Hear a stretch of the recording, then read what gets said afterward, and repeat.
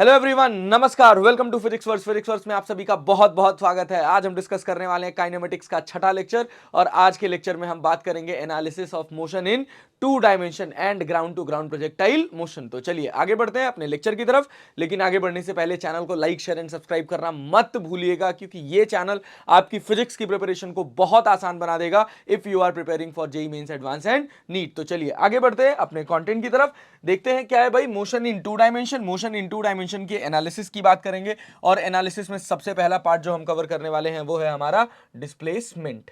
ठीक है, the first part is displacement. तो देखते हैं क्या होता है डिस्प्लेसमेंट। तो डिस्प्लेसमेंट जैसे आपने इसके पहले भी सुना होगा, मोशन इन वन डायमेंशन में डिस्प्लेसमेंट के बारे में, वेलोसिटी के बारे में, एक्सेलरेशन के बारे में, सेम वही सारी चीजें यहां पर भी लगती हैं। डिस्प्लेसमेंट, वेलोसिटी एंड एक्सेलरेशन, कुछ नया नहीं होता, बस ये दो अलग अलग डायमेंशंस में होते हैं। ठीक है, इसी वजह से इनका क्या नाम रखा गया, मोशन इन टू डायमेंशन। तो जब हम मोशन इन टू डायमेंशन की बात करते हैं तो देखिए हमारे पास एक डायग्राम गिवन है।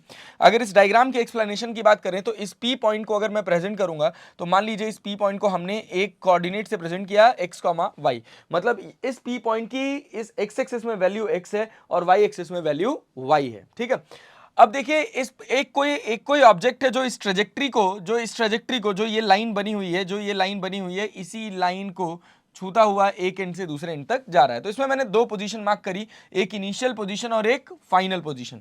तो अगर इनिशियल पोजीशन के पोजीशन वेक्टर की बात करें r1 वेक्टर का, तो इसके जो कोऑर्डिनेट्स होंगे वो x1 y1 दिख रहे हैं और इसके जो कोऑर्डिनेट्स हैं वो x2 y2।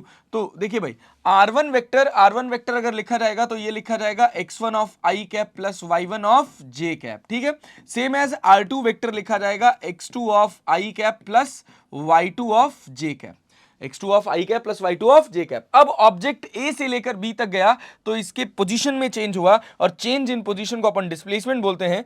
Change in position को हम डिस्प्लेसमेंट का नाम देते हैं। तो ये जो होगा ये हमारा होगा डेल्टा आर वेक्टर। तो इस डेल्टा आर वेक्टर को अगर लिखा जाए तो कैसे लिखेंगे भाई, delta R vector that is final position minus initial position that is r2 vector minus r1 vector. तो इसको लिखा जाएगा क्या, x2 minus x1 of i cap plus y2 minus y1 of j cap. अरे बात समझ आ रही, ये हो गया अपने पास डेल्टा आर वेक्टर। ठीक, लेकिन कहानी यहां पर ये है कि अगर मैं कहूं कि मैं इस पर्टिकुलर पी पॉइंट पर हूं और यहां से मैं थोड़ा सा स्लाइटली आगे बढ़ा तो मेरा डिस्प्लेसमेंट कितना हुआ। स्लाइटली आगे बढ़ने का मतलब एक्स में जो चेंज है वो भी बहुत स्मॉल है और वाई में जो चेंज है वो भी बहुत स्मॉल है। तो देखिए इसको थोड़ा सा बड़ा करके, इसको थोड़ा जूम करके देखा जाए, अगर इस पूरे पोर्शन को थोड़ा बड़ा करके देखते हैं। देखिए क्या है कि अगर हम बात कर रहे हैं इस पी पॉइंट की, तो इसके कोऑर्डिनेट्स को मैंने प्रेजेंट करा था कैसे, इसके कोऑर्डिनेट्स को हमने लिखा था x कॉमा y। देखिए इसके कोऑर्डिनेट्स को हमने लिखा था x कॉमा y। अब इसको स्लाइटली डिस्प्लेस करा गया, मतलब यहां पर इस पर्टिकुलर पॉइंट से अगर इस पर्टिकुलर पॉइंट में गए तो देखिए इस पॉइंट में ये जो डिस्प्लेसमेंट होगा ये dx होगा और ये जो डिस्प्लेसमेंट होगा वो क्या होगा, dy होगा। तो अब जब छोटे से चेंज की बात करी जाए तो छोटे से चेंज में जो डिस्प्लेसमेंट वेक्टर लिखा जाता है, उसकी वैल्यू लिखी जाती है क्या भाई साहब, dr वेक्टर। देखिए अगर हम dr वेक्टर की बात करें, अगर हम अपने साथ dr वेक्टर की बात करें तो मेरा डिस्प्लेसमेंट छोटा हो गया तो x2 माइनस x1, इसमें जो चेंज होगा वो भी बहुत छोटा हो जाएगा। तो ये dx ऑफ i कैप हो जाएगा और ये dy ऑफ j कैप हो जाएगा। हम ऐसा क्यों कर रहे हैं, इतने छोटे से चेंज के एनालिसिस क्यों कर रहे हैं, I let you know shortly. इतने छोटे से एनालिसिस करने के पीछे कारण बस एक है कि हमको चाहिए velocity at a point through out this particular trajectory. इस ट्रेजेक्ट्री के साथ मुझे चाहिए वेलोसिटी एट अ पॉइंट। तो जब वेलोसिटी एट अ पॉइंट होगा तो वेलोसिटी का सिंपल सा फॉर्मूला होता है rate of change of displacement. तो हमको जो वेलोसिटी चाहिए वो कौन सी चाहिए, एवरेज की इंस्टेंटेनियस। तो द आंसर इज इंस्टेंटेनियस। तो इंस्टेंटेनियस वेलोसिटी के लिए हम क्या करते हैं, dx by dt dy by dt। पढ़ा होगा आपने पहले कि जब हम मोशन वन डायमेंशन पढ़ा रहे थे तो उसमें हमने आपको बहुत क्लियरली एक्सप्लेन करा था कि जब डिस्प्लेसमेंट की बात करते हैं, जब हम वेलोसिटी की बात करते हैं तो वेलोसिटी बेसिकली दो तरह की होती है, एक एवरेज वेलोसिटी होती है और एक इंस्टेंटेनियस वेलोसिटी होती है। तो यहां पर मोशन इन टू डायमेंशन में जनरली आपसे जहां कहीं भी बात करी जाएगी तो वो इंस्टेंटेनियस वेलोसिटी की बात करी जाएगी, that is velocity at a point. ठीक है।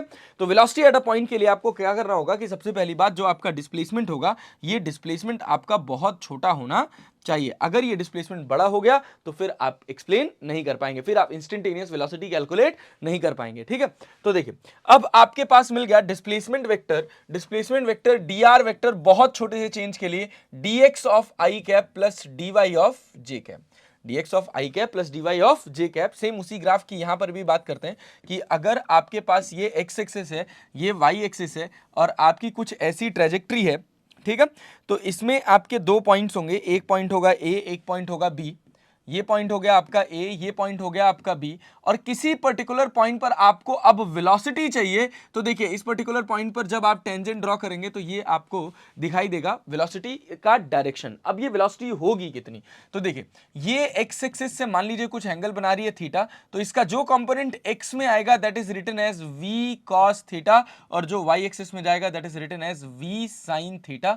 जिससे थीटा जुड़ा होता है उधर कॉस कंपोनेंट जाता है, जिससे थीटा नहीं जुड़ा होता है उधर साइन कंपोनेंट जाता है। तो देखिए भाई अब है क्या कि अब हमको चाहिए कि इस v cos थीटा को कैसे लिखें, v sin थीटा को कैसे लिखें। तो बेसिकली इसको अगर डिफरेंशिएट कर दिया जाए डिस्प्लेसमेंट वेक्टर को, तो ये क्या हो जाएगा dr vector by dt that is equal to dx by dt of i cap and dy by dt of j cap, और dx by dt of I cap that is written as Vx of I cap and Vy of j cap and that will be equal to dr by dt, और इसको लिखा जाता है v vector.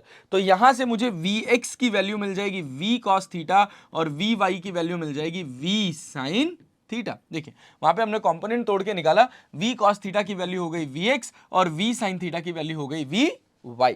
ठीक है, चलिए बस मोशन इन टू डायमेंशन में आपको एक बात का ध्यान देना है कि एक्स एक्सिस में होने वाले चेंजेस का वाई एक्सिस से कोई लेना देना नहीं होता है। एक्स एक्सिस में होने वाले चेंजेस का वाई एक्सिस से कोई लेना देना नहीं है, और वाई एक्सिस में होने वाले चेंजेस का एक्स एक्सिस के चेंजेस से कोई लेना देना नहीं है। ठीक है, तो ये आपके पास हो गया Vx that is v cos theta और ये Vy हो गया that is v sin theta. तो आगे बढ़ते हैं, आगे की कहानी देखिए। अब क्या है कि ये v cos theta and v sin theta कैसी वेलोसिटीज हैं, एवरेज वेलोसिटीज हैं कि इंस्टेंटेनियस वेलोसिटीज हैं। तो ये देखिए हमने dr बाई dt करके निकाला है, तो ऑब्वियस सी बात है कि ये जो वेलोसिटीज होंगी वो कैसी होंगी, ये इंस्टेंटेनियस वेलोसिटीज होंगी। v cos theta v sin theta it is defined at point P।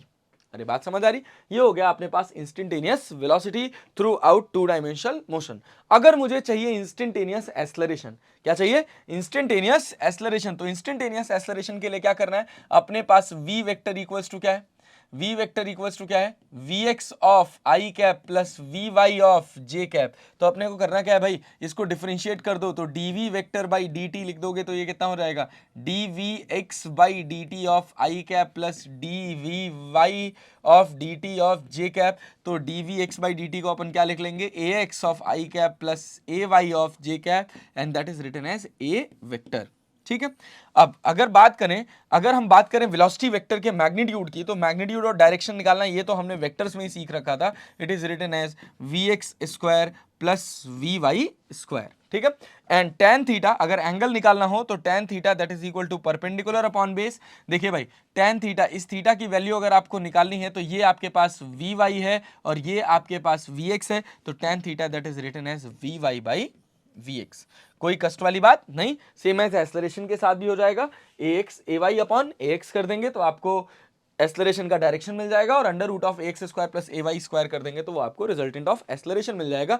ये सब हम बहुत डिटेल में अपने वेक्टर्स वाले चैप्टर में पढ़कर आए हैं। ठीक है, चलिए आगे बढ़ते हैं, अपने कहानी को थोड़ा और आगे बढ़ाते हैं। आगे की कहानी है that is trajectory of particle in two dimensional motion. तो trajectory of particle in two dimensional motion क्या है कि अगर आपके पास दो एक्सिस है, एक एक्स एक्सिस और एक वाई एक्सिस, और आपको कोई एक्स एक्सिस की ऐसे गिवन ट्रेजेक्ट्री है, मान लीजिए अगर हम प्रोजेक्टाइल मोशन की बात कर रहे हैं तो एक्स एक्सिस की एक कोई ऐसे गिवन ये कोई टू डायमेंशनल मोशन की कोई गिवन ट्रेजेक्ट्री है, तो भाई इस ट्रेजेक्ट्री की एनालिसिस करने के लिए मुझे क्या चाहिए होगा, मुझे एक्स और वाई के बीच में रिलेशन चाहिए होगा। जब तक मैं एक्स और वाई के बीच में रिलेशन एस्टैब्लिश नहीं कर पाऊंगा तब तक मैं इस ट्रेजेक्ट्री का कोई ज्ञान नहीं दे पाऊंगा। अरे बात समझ आ रही, तो सिंपल सा फंडा है। देखिए अगर आपको Y as a function of T पता है, क्या पता है, y as a function of time और x as a function of time, तो आपने करना क्या है, ट्रेजेक्ट्री ऑफ पार्टिकल निकालने के लिए टू डायमेंशनल मोशन में से इन दोनों में से टाइम को एलिमिनेट कर देना है। अगर आप एलिमिनेट कर देंगे तो y इक्वल्स टू आपको क्या मिल जाएगा, y as a function of x, और जैसे ही आपको y as a function of x मिल जाएगा आप इसकी इस ट्रेजेक्टरी की पूरी एनालिसिस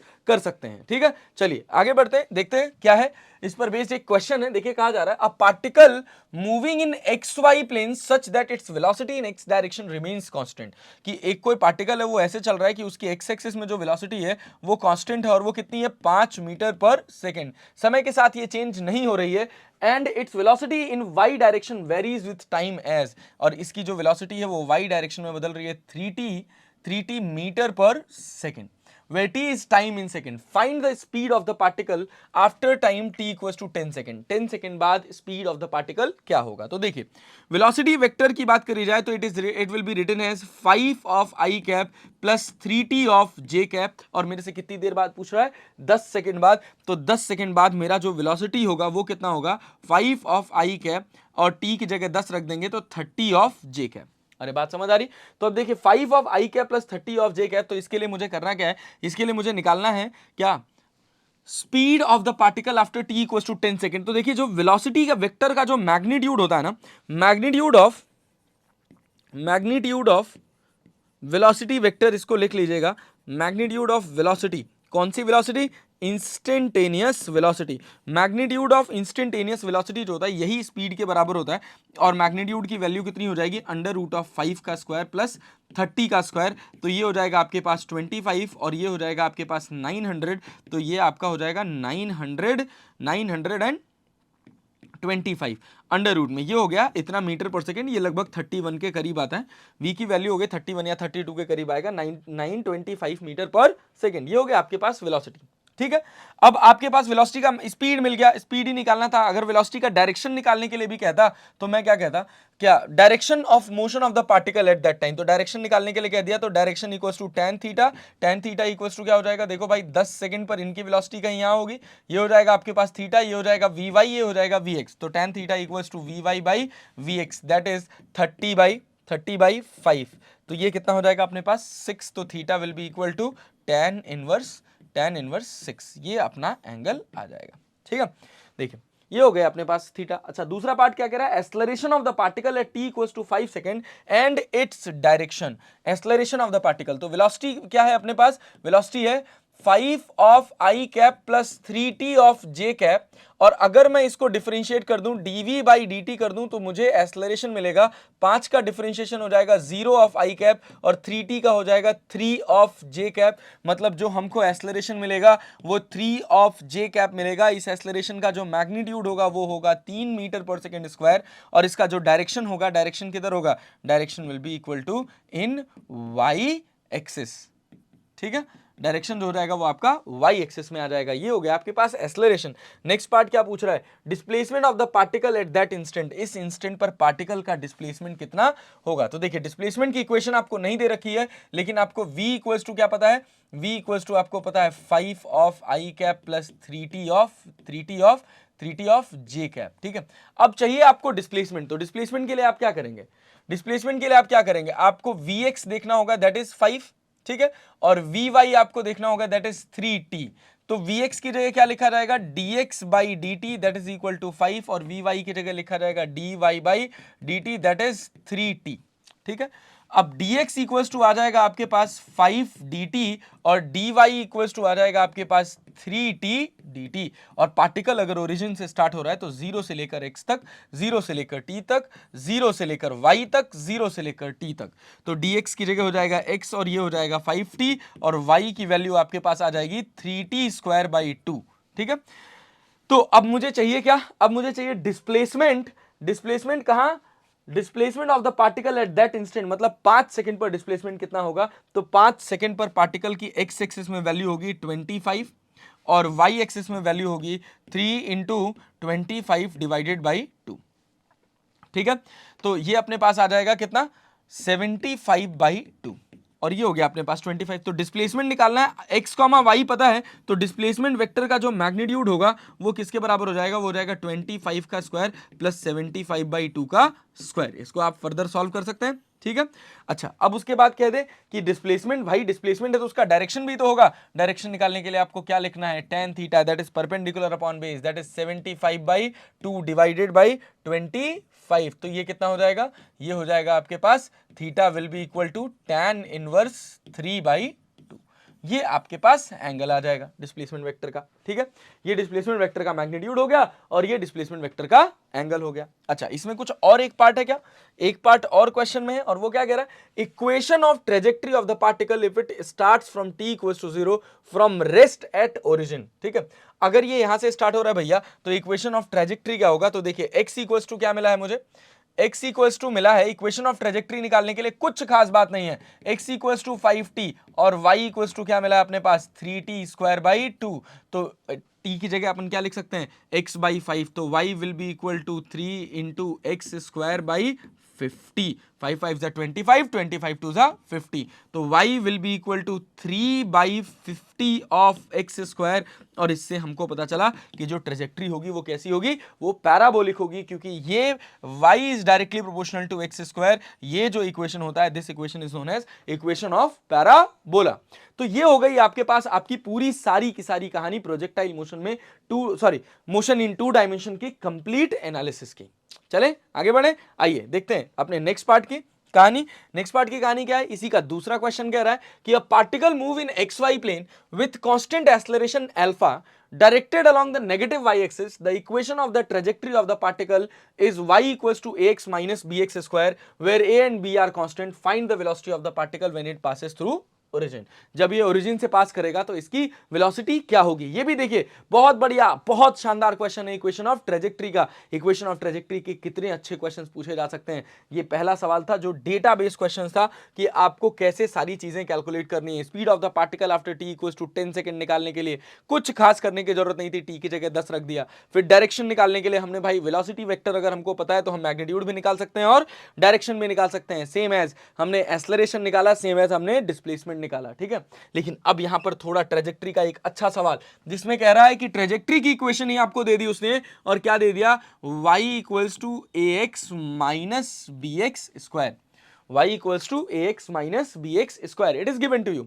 अगर ये आपको गिवन है तो कह रहा है कि इसमें अगर ये पार्टिकल एक्स वाई प्लेन में, दूसरा गिवन डेटा क्या है, पहला तो हो गया y equals to ax minus bx square, और दूसरा कह रहा है कि with constant acceleration alpha directed along the negative y axis, मतलब एक्सेलरेशन जो है वो दे रखा है minus alpha of j cap. ठीक है, the equation of trajectory of the particle, पहले वाले क्वेश्चन में आपने equation of trajectory of the particle निकाला था, अभी दिया हुआ है where a and b are constant, find the velocity of the particle. तुमसे कह रहा है कि इसका वेलोसिटी क्या होगा अगर ये 0,0 से पास करेगा तो, अगर ये 0,0 से पास करेगा तो देखिए y इक्वल्स टू क्या दे रखा है अपने पास, y इक्वल्स टू दे रखा है ax माइनस bx स्क्वायर। तो हमने कहा एक काम करते हैं, इसको डिफरेंशिएट करके देखते हैं टाइम के रिस्पेक्ट में, तो क्या हो जाएगा, dy by D t equals to a into d x by D t minus b, और x की पावर 2 है तो minus of 2bx into d x by D t.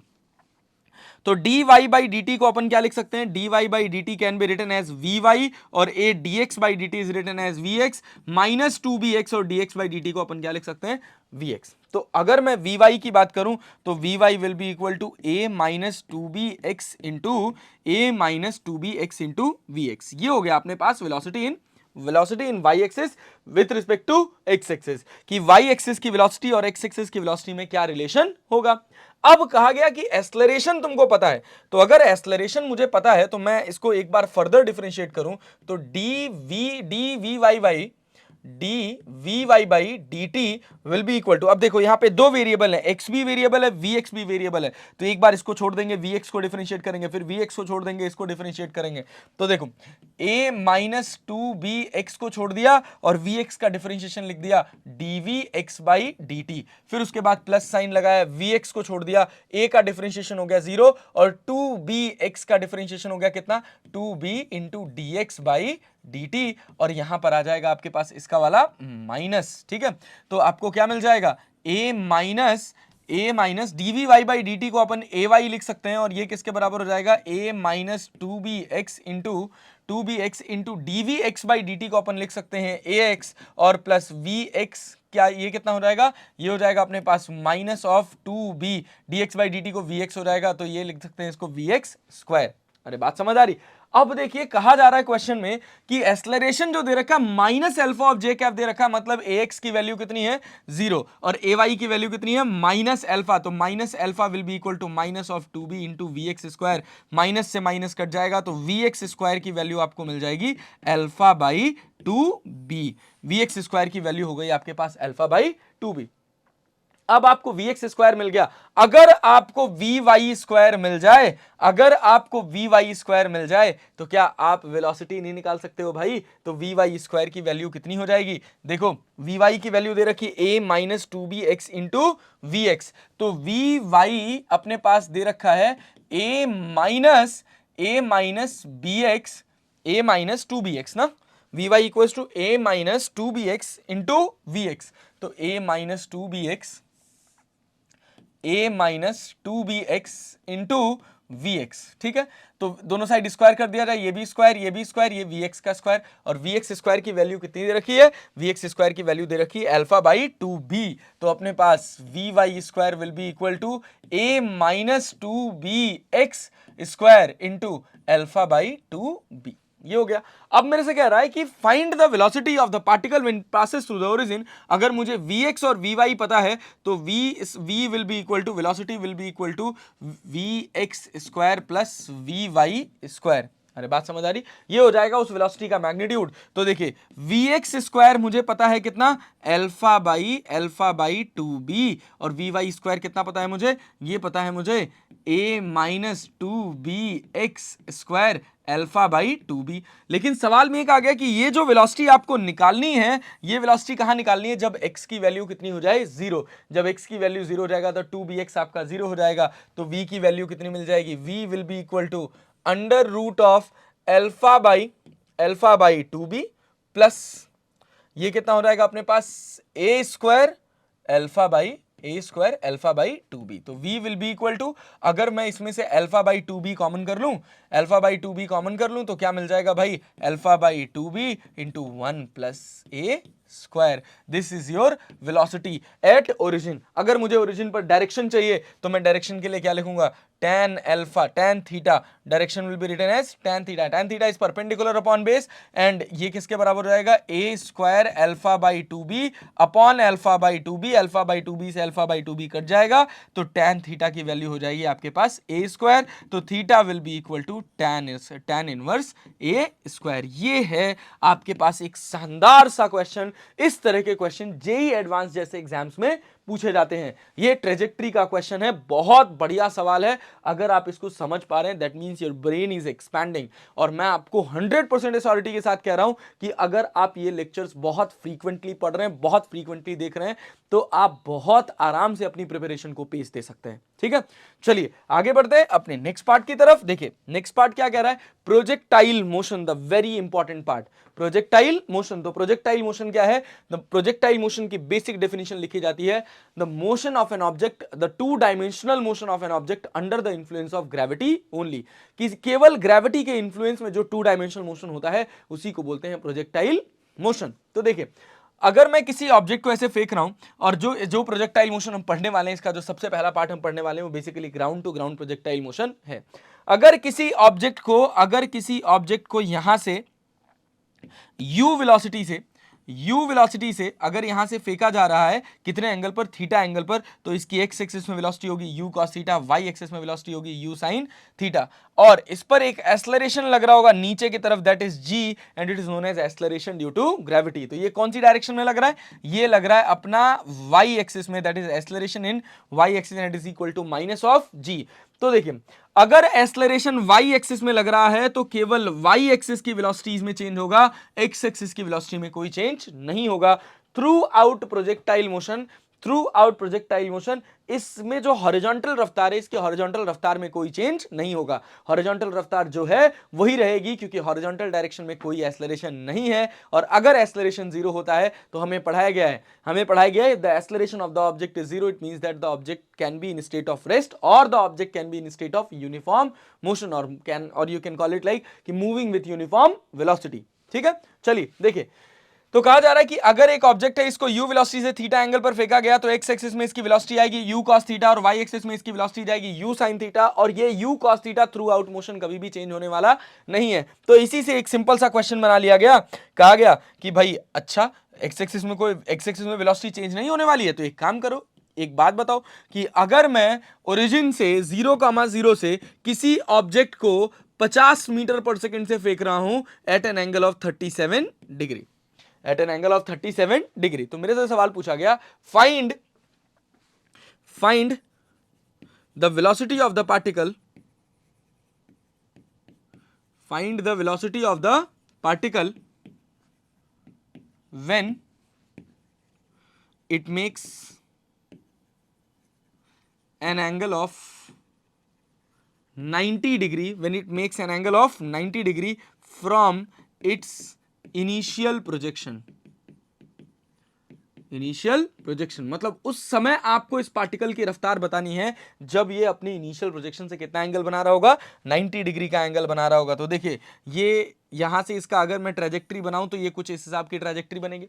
तो जैसे जैसे ये आगे जाएगा, जैसे जैसे ये आगे जाएगा, इसका जो एंगल होगा वो धीरे धीरे धीरे धीरे धीरे धीरे कम होता जाएगा, कम होता जाएगा, और एक समय जब यहाँ पे पहुंचेगा तो ये जीरो हो जाएगा। जब ये नीचे जाना स्टार्ट करेगा तो फिर से इसका एंगल बढ़ने लग जाएगा। और इनिशियल प्रोजेक्शन से देखो, एक समय ऐसा आएगा कि जब ये इनिशियल प्रोजेक्शन से 90 डिग्री का एंगल बनाए, तो वो समय कब आएगा, तो इनिशियल प्रोजेक्शन देखो एक्स एक्सिस से कितना एंगल बना रहा था, इनिशियल प्रोजेक्शन एक्स एक्सिस से 37 डिग्री का एंगल बना रहा था। तो जब ये पार्टिकल किसी ऐसे पॉइंट पर हो जाए कि वो इससे 90 डिग्री का एंगल बनाने लग जाए, तो भाई उस पर्टिकुलर पॉइंट पर आपको वेलोसिटी निकालनी है। तो जब ये 90 डिग्री होगा, इनिशियल प्रोजेक्शन 37 डिग्री है, तो ये वाला जो एंगल हो जाएगा ये 53 डिग्री हो जाएगा। अब v के दो कंपोनेंट, एक इधर आएगा आपके पास v cos 53 और एक इधर जाएगा वो क्या होगा v sin 53। तो कौन सा पार्ट चेंज होगा, साइन वाला या कॉस वाला, तो आंसर है साइन वाला। कौन सा चेंज नहीं होगा, कॉस वाला। जो पहले था वही बाद में भी रहेगा, क्योंकि हॉरिजॉन्टल डायरेक्शन में कोई एक्सेलरेशन नहीं है। तो देखिए इधर जो वैल्यू आएगी ये आएगी आपके पास 50 cos 37, और इधर जो वैल्यू जाएगी ये जाएगी आपके पास 50 sin 37। cos 37 की वैल्यू हो जाती है 4/5, तो 50 cos 37 4/5, तो ये हो जाएगा आपके पास 40 और ये हो जाएगा आपके पास 30। तो कौन सा चेंज नहीं होने वाला, 40 चेंज नहीं होने वाला। तो मैं सिंपल सा लिखूंगा v cos 53 will be equal to 40। Horizontal में कोई चेंज नहीं होगा। cos 53 की वैल्यू हो जाती है अपने पास, cos 53 की वैल्यू हो जाएगी अपने पास कितनी भाई, cos 53 that is equal to cos 37 4/5, cos 53 3/5 that is 40। याद रखिएगा कि अगर ये एंगल 37 डिग्री है तो ये 4 होगा, ये 3 होगा और ये 5 होगा। सॉरी 37 डिग्री है तो ये 4 होगा, ये 3 होगा, ये 5 होगा, और ये एंगल कितना होगा 53। तो ये कितना हो जाएगा 53 के लिए ये परपेंडिकुलर और ये हाइपोटेन्यूज और ये बेस, 37 के लिए ये परपेंडिकुलर, ये बेस और ये हाइपोटेन्यूज। अरे बात समझ आ रही। तो देखिए ये हो गया 3/5, तो v की वैल्यू अपने पास कितनी आ जाएगी, ये हो जाएगी आपके पास 120 200 डिवाइडेड बाई 3 मीटर पर सेकेंड। ये आपके पास वेलोसिटी आ जाएगी। चलिए आइए एक और क्वेश्चन देखते हैं इस पर बेस्ड। कहा गया कि अगर मान लीजिए कि एक ऑब्जेक्ट को यहां से फेंका जा रहा है कहीं से प्रोजेक्टाइल मोशन में, ये अपने पास एक्स एक्सिस हो गया, ये अपने पास वाई एक्सिस हो गया, यहां से उसको फेंका जा रहा है with the velocity of 50 metre पर second at an angle of 60 degree. ठीक है, कहा गया find the velocity of the particle when it makes an angle of 120 degree, when it makes an angle of 120 degree from its initial projection। अगर वो अपने initial projection से 120 degree का angle बनाएगा तो बताइए उस समय उसकी रफ्तार क्या होगी। तो देखिए अब क्या है, अब उतना ट्रेजेक्टरी ड्रॉ करने की जरूरत नहीं है। जब वो अपने इनिशियल प्रोजेक्शन से, उसका इनिशियल प्रोजेक्शन तो यही है भाई, इनिशियल प्रोजेक्शन से अगर वो 120 डिग्री का एंगल बनाएगा तो वो कहीं यहां जाएगा, अरे ठीक है, अब जैसे ये अपने पास ट्रेजेक्ट्री है, कहीं इधर इधर कहीं होगा, तो उसको हमने यहां पे ड्रॉ कर लिया। अरे ठीक है, अब देखो अब क्या होगा कि ये इनिशियल प्रोजेक्शन से 120 डिग्री बना रहा है, मतलब एक्स एक्सिस से कितना एंगल बना रहा है, एक्स एक्सिस से बना रहा है 60 डिग्री। तो इसका जो कंपोनेंट इधर जाएगा, अब यहां पे जो भी रफ्तार होगी, जो कंपोनेंट इधर जाएगा वो कितना होगा, v cos 60 degree, that is equal to vx। अच्छा ux कितना था, ux था 50 cos 60 डिग्री, 50 cos 60 डिग्री। तो ux में कोई चेंज होने वाला नहीं है, और अगर ux में कोई चेंज होने वाला नहीं है तो ये जो vx की वैल्यू होगी ये ux के बराबर होगी, 50 cos 60 डिग्री के बराबर होगी। cos 60 से cos 60 कट जाएगा तो v की वैल्यू आ जाएगी कितनी, 50 मीटर पर सेकेंड, और ये इसी पॉइंट पर होगा। अरे भाई देखो यहां 60 बन रहा है, तो यही तो ये अगर एंगल 60 डिग्री हो गया, ये इनिशियल प्रोजेक्शन था, ये 60 डिग्री हो गया भाई, तभी तो ये पूरा एंगल 120 डिग्री हुआ। आए एक और क्वेश्चन देख लेते हैं, आओ देखो एक और क्वेश्चन देखो। अगर कहा गया कि एक ऑब्जेक्ट है, उसको हमने फेंका यहां से, इसको हमने यहां से फेंका, मान लो 200√2 मीटर पर सेकेंड से at an angle of 45 degree, ठीक है। तो मेरे से कहा गया कि find the velocity of the particle when it makes an angle of 75 degree from its projection. अगर वो अपने प्रोजेक्शन से 75 डिग्री का एंगल बनाएगा तब उसकी रफ्तार क्या होगी। तो बताइए भाई, तब उसकी रफ्तार निकालने का सिंपल सा फंडा क्या है, 75 डिग्री मतलब इनिशियल प्रोजेक्शन से 75 मतलब एक्स एक्सिस से कितना, कहीं यही होगा। अरे बात समझ आ रही, देखिए तो जैसे जैसे आगे जाएंगे इसका एंगल कम होता जाएगा, एक समय ऐसा आएगा कि क्या हो जाएगा, जीरो हो जाएगा। तो जब जीरो हो जाएगा तो बताइए, तब बताइए कि अपने इनिशियल प्रोजेक्शन से कितने एंगल पर पूछ रहा है, अपने इनिशियल प्रोजेक्शन से कितने एंगल पर, 75 डिग्री के एंगल पर। ये 45 है तो सॉरी ये 45 डिग्री है, तो 75 डिग्री का प्रोजेक्शन चाहिए मेरे को इनिशियल से, तो ये 45 है, तो ये एंगल कितना हो जाएगा, 30 डिग्री, तभी तो ये पूरा 75 होगा भाई। तो अब यहाँ पे रफ्तार इसकी v, तो इधर जो कंपोनेंट जाएगा वो जाएगा v cos 30 डिग्री, और v cos 30 डिग्री जो होगा ये बदलेगा नहीं, जो इनिशियल रफ्तार थी वही रहेगा। तो अगर हम ध्यान से देखें तो जो हमारी इनिशियल रफ्तार थी, इसका जो कंपोनेंट इधर आ रहा था वो 200√2 cos 45 आ रहा था, cos 45 की वैल्यू 1/√2 होती है, तो ये 200 मीटर पर सेकेंड। तो देखिए v cos 30 डिग्री will be equal to what, 200 metre पर सेकेंड। cos 30 की जगह आप क्या लिख सकते हैं, it can be written as √3/2, 200 metre पर सेकेंड। तो v कितना आ जाएगा अपने पास, 400/√3 मीटर पर second. This is the velocity, v equals to 400/√3 metre पर सेकेंड। चले आगे बढ़े, ये है अपनी कहानी।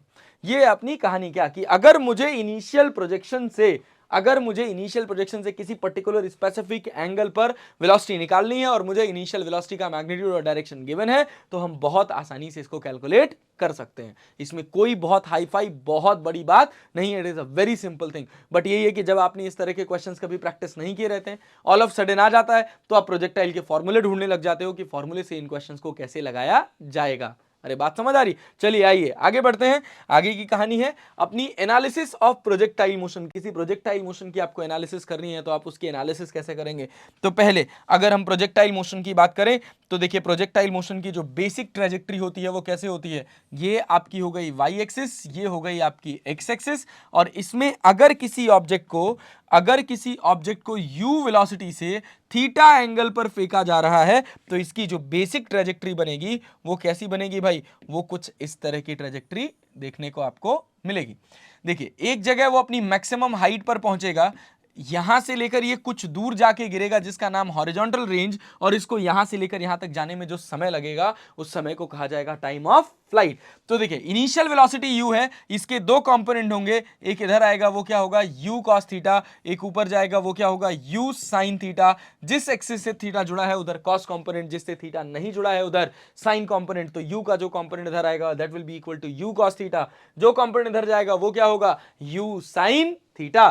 तो देखिए एक्सेलरेशन जो लग रहा है वो बस नीचे की तरफ लग रहा है, एक्सेलरेशन की वैल्यू -g दे रखी है, तो कौन सी वेलोसिटी में चेंज होगा, बस y एक्सिस वाली वेलोसिटी में चेंज होगा, x की वेलोसिटी में कोई चेंज नहीं होगा, क्योंकि y एक्सिस में होने वाले चेंजेस का x एक्सिस के चेंजेस से कोई लेना देना नहीं है। चलिए आगे बढ़ते हैं। तो देखिए, अगर मुझे टाइम ऑफ फ्लाइट निकालना है तो मैं कोऑर्डिनेट लिखूं तो ये कोऑर्डिनेट होगा 0,0 और ये कोऑर्डिनेट जो होगा ये होगा r,0। तो मुझे दिख रहा है कि throughout projectile, ground to ground projectile में वाई एक्सिस में जो डिस्प्लेसमेंट है वो कितना है, 0 है। तो मैं सबसे पहले पार्ट की बात करूं, टाइम ऑफ फ्लाइट। तो टाइम ऑफ फ्लाइट की जब हम बात करेंगे तो टाइम ऑफ फ्लाइट में क्या मिलेगा भाई, टाइम ऑफ फ्लाइट कैसे निकालोगे, वाई एक्सिस में डिस्प्लेसमेंट कितना है, 0। तो s equals to u t plus half a t square. तो वाई एक्सिस में डिस्प्लेसमेंट हो गया 0, वाई एक्सिस में जो वेलोसिटी हो गई वो आपके पास हो गई u साइन थीटा, टाइम लगा t, -1/2 gt स्क्वायर। तो 1/2 gt square will be equal to u sine theta into t. u sine theta की वैल्यू ui है, u cos थीटा की वैल्यू आपकी ux है। तो देखिए यहां से t से ये t का स्क्वायर कट जाएगा तो t की वैल्यू मिल जाएगी आपके पास 2u साइन थीटा बाई जी। अच्छा, इस फॉर्मूले को और आसानी से याद रखने के लिए हम इसको लिखते हैं t equals to 2uy by G, t equals to 2uy by जी। अच्छा, इसके पहले टाइम ऑफ फ्लाइट क्या होता था, जब हम वन डायमेंशनल मोशन में मोशन अंडर ग्रेविटी की बात करते थे तो जो टाइम ऑफ फ्लाइट होता था वो होता था 2u बाई जी, क्योंकि सारी की सारी वेलोसिटी कौन से एक्सेस में होती थी, वाई एक्सेस में होती थी, एक्स में कोई वेलोसिटी नहीं होती थी। तो भाई अगर ऊपर गया और ऊपर से नीचे आया तो वाई एक्सिस में डिस्प्लेसमेंट 0 है, वाई एक्सिस में डिस्प्लेसमेंट 0 है, तो वाई एक्सिस में हमने इक्वेशंस ऑफ मोशन लगा दिया। और ऐसा हम तभी कर पा रहे हैं क्योंकि वाई एक्सिस में होने वाले चेंजेस का एक्स एक्सिस के चेंजेस से कोई भी लेना देना नहीं है। अरे बात समझ आ रही, ये हो गई आपके पास कहानी टाइम ऑफ फ्लाइट की। आगे देखते हैं, टाइम ऑफ फ्लाइट के बाद अगर हम बात करें मैक्सिमम हाइट, तो मैक्सिमम हाइट भी वो कौन से एक्सिस में ट्रेवल कर रहा है, maximum height is travelled in y axis. तो मैक्सिमम हाइट की अगर आप बात करेंगे तो यहां पर भी आप क्या लिखेंगे, y equals to u i t plus 1/2 into a y into t square. अरे जरूरी है क्या ये लगाएं, नहीं, हरदम यही इक्वेशन लगेगी, ये जरूरी नहीं है। थोड़ा आपको दिमाग लगाना है कि जब ये अपने टॉप पॉइंट पर पहुंचेगा तो इस टॉप पॉइंट पर इसकी सारी की सारी रफ्तार बस केवल ux होगी, ui की वैल्यू इस पर्टिकुलर vy की वैल्यू इस पॉइंट पे कितनी हो जाएगी, 0। अगर मुझे पोजीशन पता है, मुझे वेलोसिटी पता है, y एक्सिस में फाइनल भी पता है और इनिशियल भी पता है, तो हम हाइट निकालने के लिए, और ग्रेविटी भी पता है, एक्सेलरेशन भी पता है, तो हम हाइट निकालने के लिए थर्ड इक्वेशन यूज करेंगे and that is equal to v square equals to u square plus 2as। तो v की वैल्यू कितनी है, v की वैल्यू कितनी है 0 y एक्सिस में, u की वैल्यू कितनी है uy स्क्वायर, और ये कितना हो जाएगा -2g, h ऊपर जा रहा है तो h की वैल्यू हो गई अपने पास uy स्क्वायर बाई 2g। यही फॉर्मूला आप याद रखेंगे, इसी को सिंप्लीफाई करके लिखा जाता है, uy की जगह u साइन थीटा तो u square sine square theta by 2g, ये आपकी हाइट हो जाती है। अरे बात समझ आ रही, ये आपकी हाइट हो जाती है। लेकिन जनरली आप कौन सा फॉर्मूला याद रखेंगे, ऊपर वाला h equals to u y square by 2g। अरे ठीक है, चलिए रेंज की बात करते हैं। मैक्सिमम हाइट हो गया, कितना दूर गया, तो कौन सी एक्सिस में गया भाई, तो ये गया एक्स एक्सिस में, कितनी रफ्तार से, कितनी रफ्तार से, एक्स एक्सिस में कितनी रफ्तार से गया भाई, एक्स एक्सिस में ये गया यू एक्स रफ्तार से, that is you cos theta. और जितना देर पार्टिकल को वाई एक्सिस में ट्रेवल करने में, यहां से यहां पहुंचने में लगेगा, उतनी ही देर में तो वो आर भी चल रहा है भाई, साइमल्टेनियसली वाई एक्सिस और एक्स एक्सिस दोनों में चल रहा है। तो जितना समय इसको यहां से यहां पहुंचने में लगेगा उतने में ही तो रेंज कवर हो रही है भाई।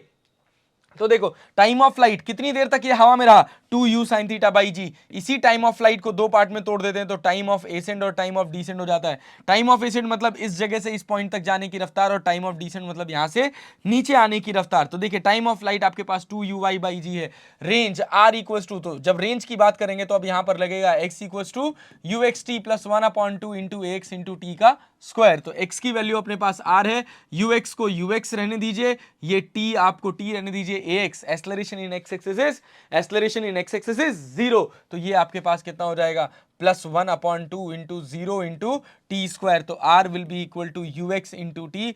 तो ux और t की वैल्यू कितनी है 2uy by ji.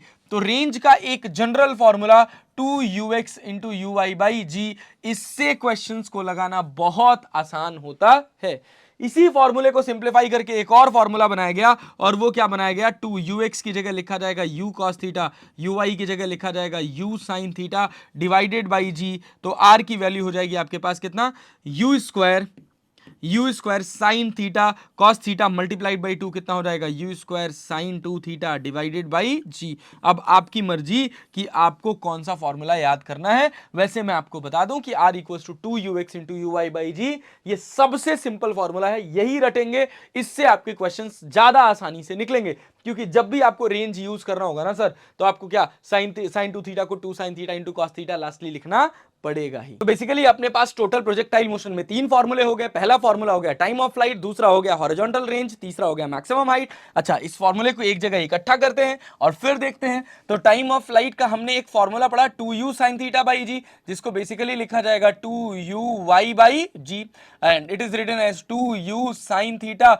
Divided by जी। अच्छा, टाइम ऑफ फ्लाइट हो गया। मैक्सिमम हाइट का अगर लिखा जाए तो उसको लिखा जाता है u y square by 2g, and it is equal to u square sine square theta divided by 2g। अच्छा, जब हम हॉरिजॉन्टल रेंज की बात करते हैं तो इसका जो जनरल फॉर्मूला है वो 2x यू वाई बाई जी है। इसी को सिंप्लीफाई करके लिखा जाता है u square sine 2 theta divided by g, u square sine 2 theta divided by जी। अच्छा, जब हम इस फॉर्मूले की ऑब्जर्वेशन कर रहे थे और ऊपर वाले फॉर्मूले की ऑब्जर्वेशन कर रहे थे, तो हमें यह पता चला कि अगर हम मैक्सिमम हाइट, किसी ऑब्जेक्ट को मैक्सिमम हाइट तक लेके जाना चाहते हैं, तो वहां पर यह वैल्यू मैक्सिमम होनी चाहिए। तो मैक्सिमम होनी चाहिए साइन स्क्वायर थीटा 1, मतलब थीटा की वैल्यू कितनी, 90 डिग्री। अगर किसी ऑब्जेक्ट को 90 डिग्री से फेंका जाएगा तो वो बस केवल मैक्सिमम हाइट तक जाएगा, एक मैक्सिमम हाइट तक जाएगा, इसके अलावा वो कभी भी अपनी मैक्सिमम हाइट को टच नहीं कर पाएगा। ठीक है, अच्छा ओके।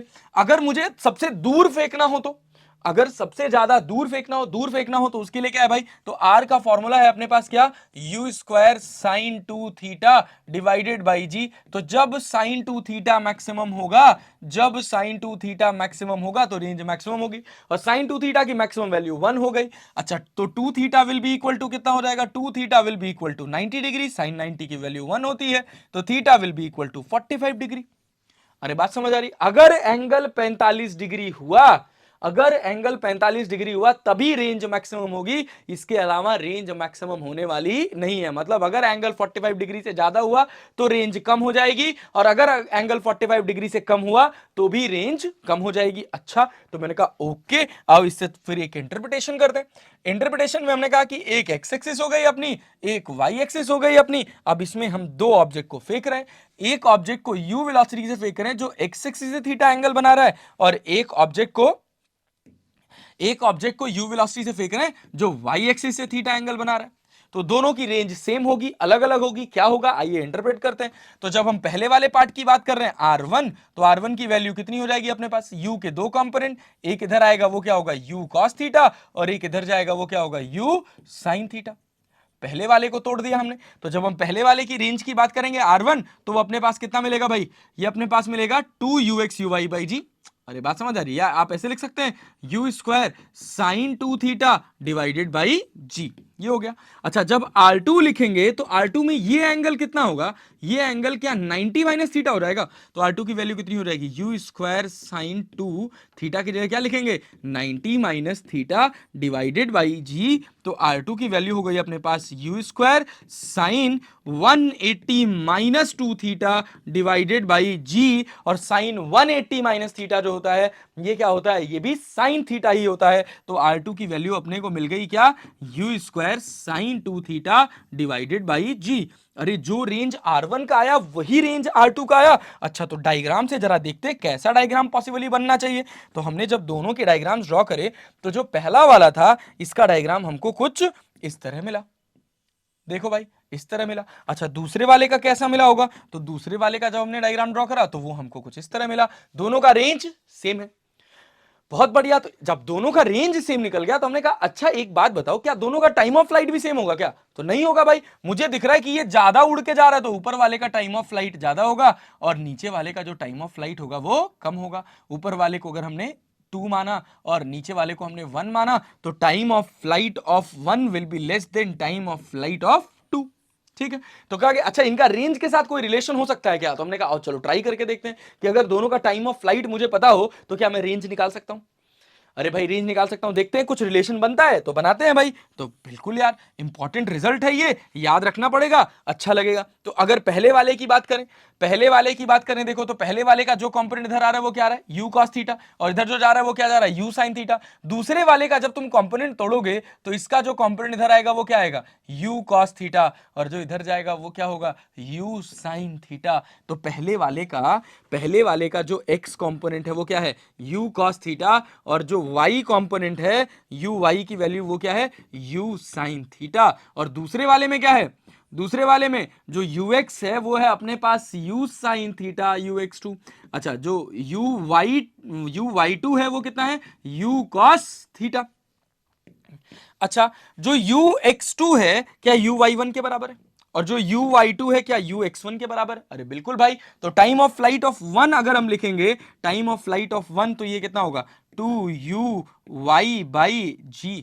अरे बात समझ आ रही, इसको हम क्या लिख सकते हैं, 2u sin theta by g. और TF2 लिखेंगे तो वो क्या लिखेंगे, 2uy, uy की वैल्यू 2 वाले में कितनी है, u cos थीटा, तो 2u cos theta divided by g। ये हो गया अपने पास इक्वेशन नंबर 1, और ये हो गया अपने पास इक्वेशन नंबर 2। और रेंज में sin 2 थीटा आता है तो sin थीटा cos थीटा को मल्टीप्लाई कर देंगे, 2 यहां पर है ही है, तो वो अपने पास क्या हो जाएगा, 2 sin थीटा cos थीटा बन जाएगा। तो रेंज हम एलिमिनेट कर सकते हैं। अगर हम दोनों को मल्टीप्लाई कर दें, अगर हम इन दोनों को मल्टीप्लाई कर दें तो क्या मिलेगा, TF1 into TF2 equals to u square 2 sine theta cos theta divided by g into g. ठीक है, u square sine 2 theta cos theta को 2 साइन थीटा कॉस थीटा को साइन 2 थीटा लिखा जा सकता है, तो TF1 into TF2 will be equal to, और u square sine 2 theta by g को आर लिखा जा सकता है, तो ये अपने पास हो जाएगा 2r बाई जी। तो r की वैल्यू कितनी हो जाएगी, 1/2g TF1 इंटू TF2। ये हो गया अपने पास। अगर हमने एक ऑब्जेक्ट को 30 डिग्री से फेंका और उसका टाइम ऑफ फ्लाइट आया 2 सेकेंड, एक ऑब्जेक्ट को अगर हमने 30 डिग्री से फेंका, उसका जो टाइम ऑफ फ्लाइट आया वो आया 2 सेकेंड।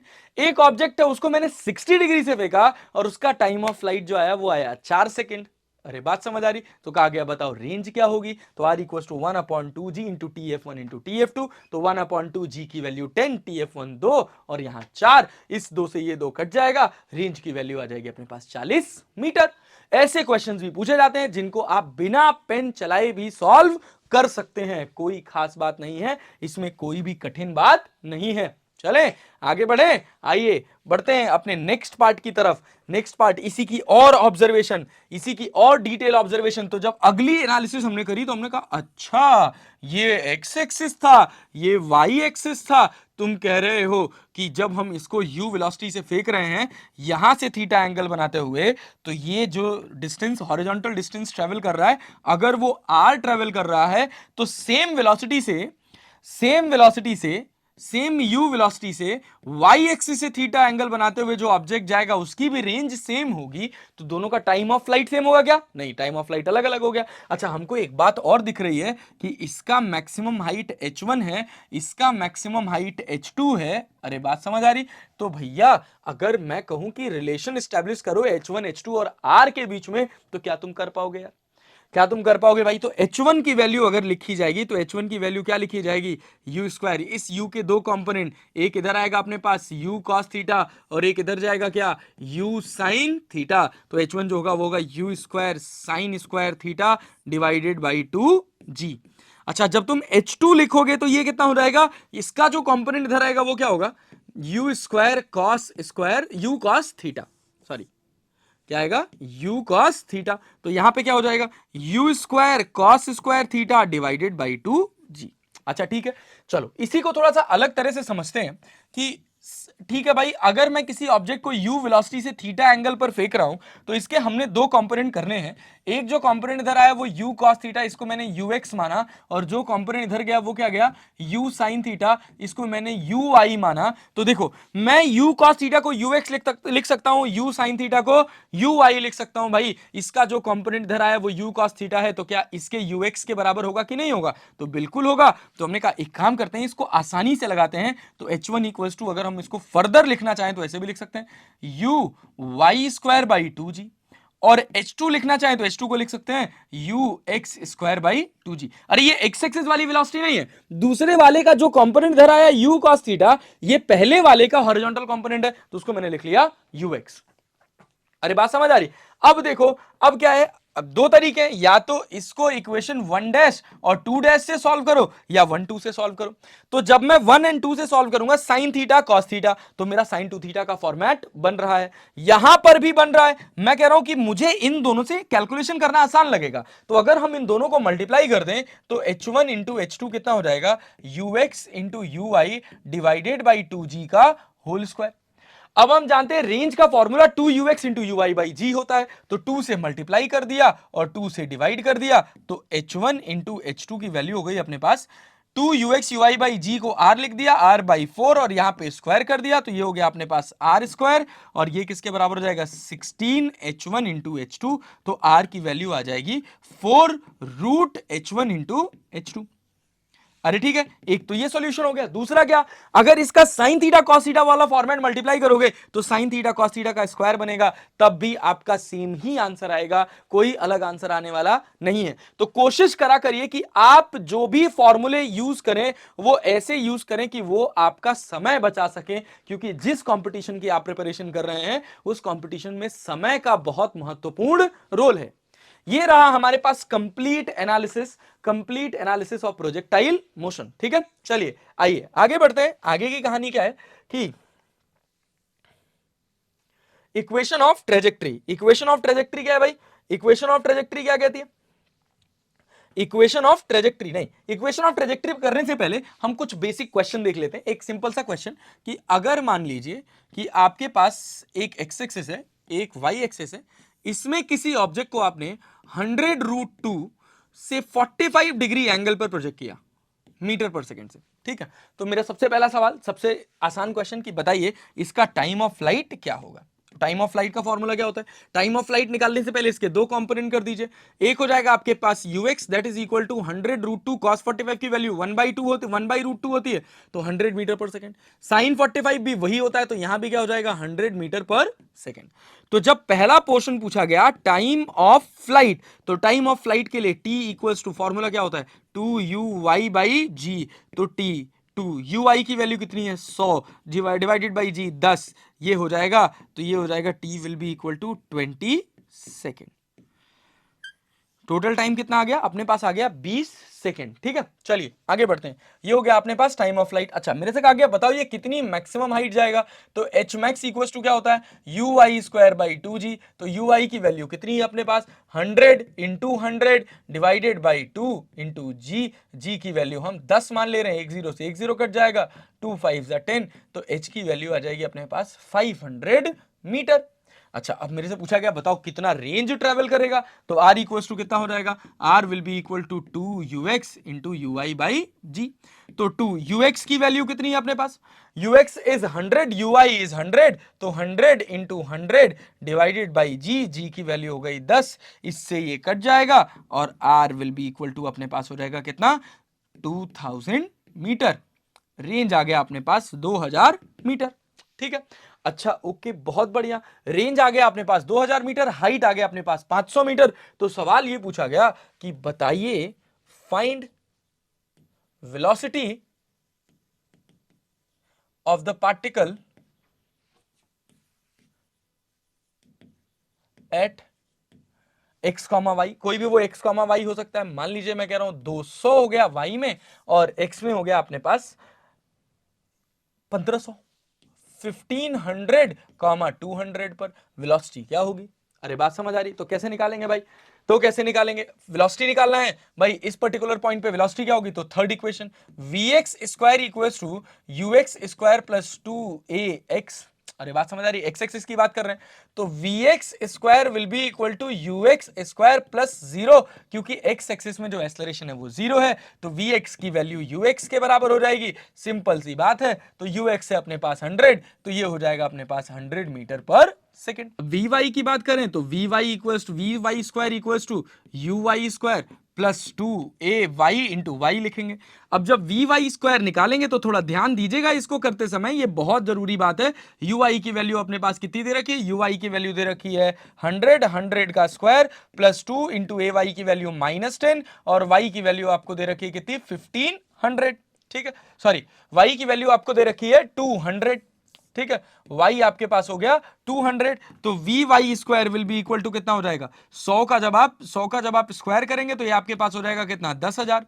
अरे ठीक है, अब उसके बाद ये कितना हो जाएगा -10, ये आपके पास हो जाएगा 2000, 2 टू द 4000 हो जाएगा। तो आपके पास आ गया भैया, ये हो गया आपके पास 4000, तो we Y square equals to आ गया अपने पास 6000। तो वी वाई की वैल्यू आ गई अपने पास कितनी 6000 का क्या हो जाएगा अपने पास under root of v y will be equal to under root of 6000। तो इसको हम लिख सकते हैं कितना 10√60, अरे लिख सकते हैं मीटर पर सेकेंड। ये आपके पास आ गया वी वाई, ठीक है। वी वाई दो वैल्यूज मिलेंगी, एक प्लस भी मिलेगा एक माइनस भी मिलेगा। मुझे क्या पता कौन सी वैल्यू सही है, प्लस वाली की माइनस वाली। तो आपको समझना पड़ेगा कि मैक्सिमम हाइट कितना है 500 मीटर।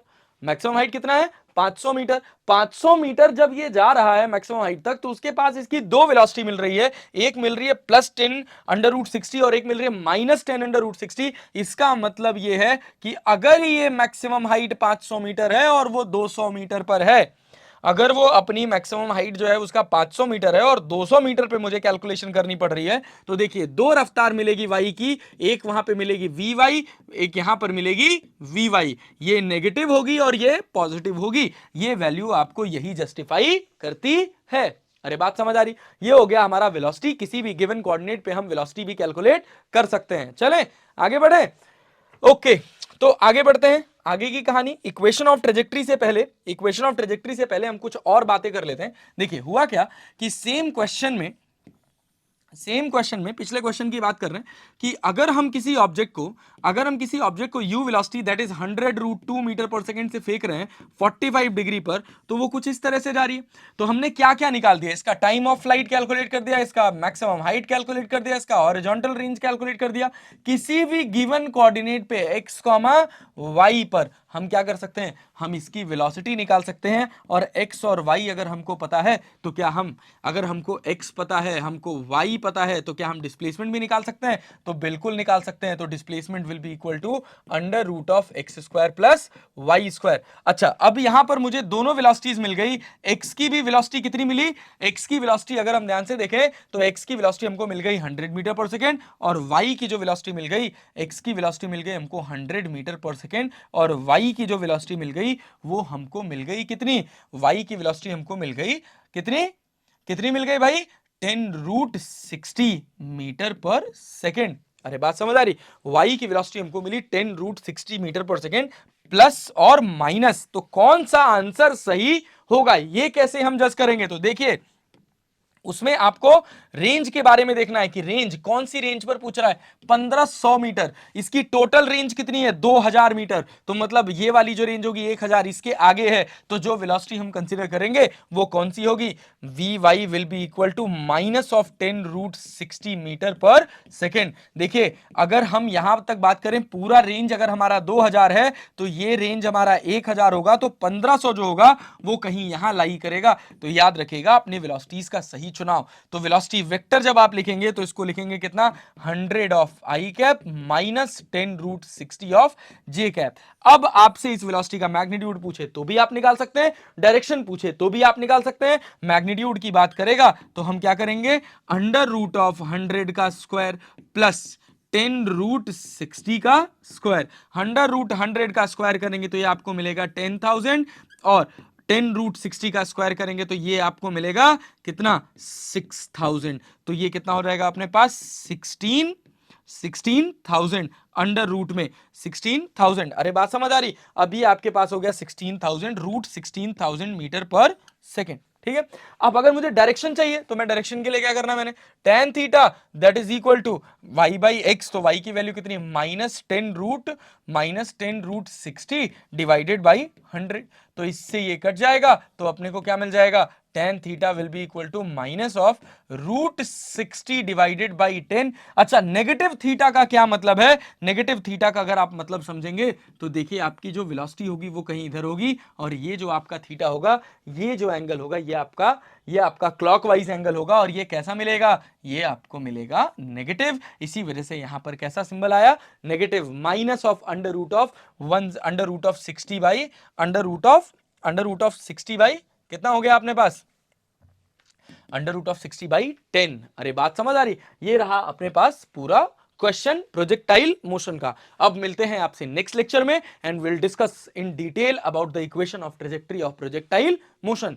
मिलते हैं नेक्स्ट वीडियो में, तब तक के लिए मन लगाकर पढ़ते रहिए, मन लगाकर अपनी प्रिपरेशन करते रहिए। जिस भी पूरे लेक्चर को पढ़ते समय जिस भी स्पेसिफिक ड्यूरेशन ऑफ टाइम में आपको डाउट नजर आए या आपको कोई लाइन ना समझ आए, आप उसको जरूर मार्क करिएगा। हम इसके बाद एक एक्सप्लेनेशन वीडियो भी लेकर आएंगे जिसमें हम वो सारे डाउट्स डिस्कस करेंगे जो बच्चों से निकल कर आएंगे। तो मिलते हैं आपसे नेक्स्ट वीडियो में, तब तक के लिए धन्यवाद।